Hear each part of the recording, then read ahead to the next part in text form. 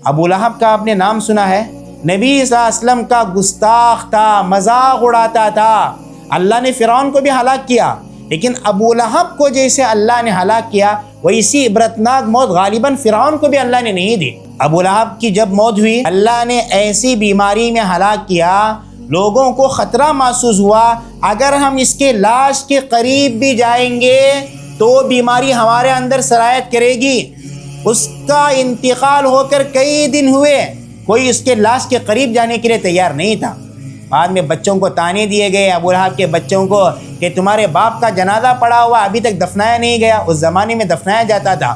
نتیجہ یہ ہوا، روایت میں آتا ہے دور سے ان کے بچوں نے ڈنڈے لیے اور ڈنڈے سے وہاں گڑھا کھود کر اس کی لاش کو گھڑے میں ڈال دیا، اور اوپر سے مٹی کیسے ڈالی؟